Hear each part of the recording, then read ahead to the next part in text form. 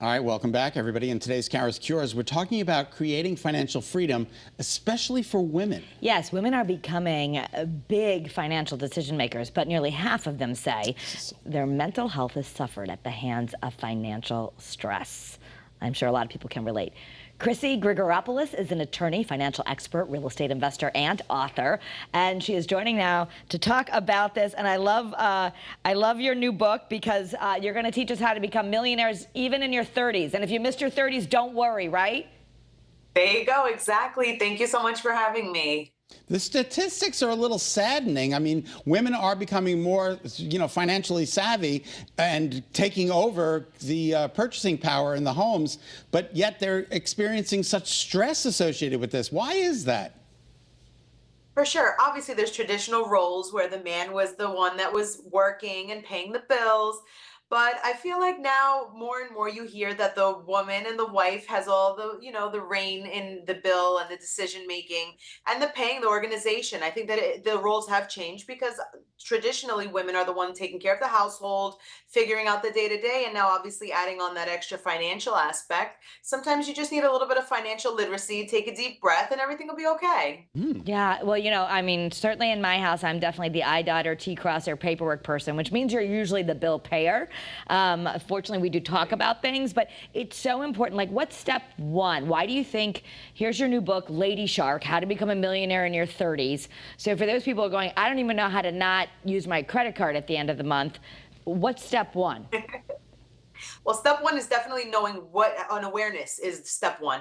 Write down all your bills. It doesn't have to be anything formal. Get a pen and a paper, write down, open up the mail, I guess would be the real first step one. A lot of people shove the mail in a pile somewhere in their house. I'm sure everyone's thinking, I know where that pile is.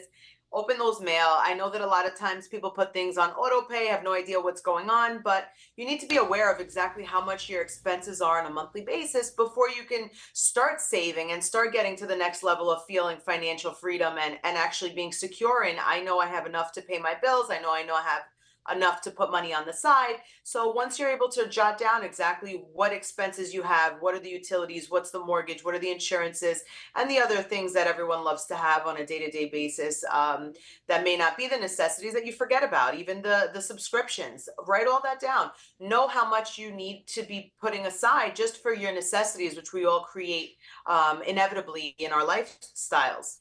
You say how to shift from a job mentality to one of a long-term career ownership. Can you talk a little bit about that as well? Of course. I know a lot of people are stuck in their 9 to 5 or their secure position that they've been at for the past 10, 15 years.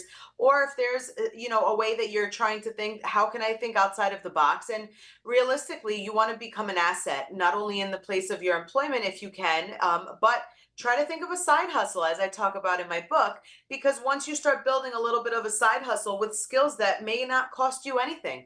Some people are amazing homemakers with regard to organization. Some people are great meal preppers. Some people are great basket makers or event planners. Those are all skills that you can capitalize on, that you're not really putting money out of your pocket, and you can create this side business, nurture it, make it grow up. As I call my new businesses little babies. They're baby businesses. You nurture them, and before you know it, you have this empire that you can choose to step away from your 9 to 5 job, let's say, into a career that's fulfilling and lead you to financial freedom.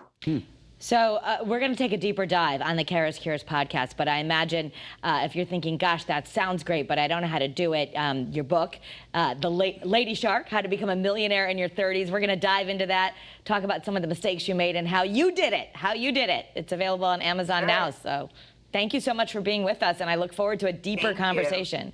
Chrissy, just real quick, can I become a millionaire at 60? Why not? All right. Why not? I turn it around. My book, a big quote that I always use, everyone says, oh, why me? Why not you? Why not me? Thank you so much for your time. You're very welcome. Thank you for having me. All right. Still ahead, breakfast can be great any time of the day. Trust me, I tasted this during Great Day at 9 a.m. It is fantastic.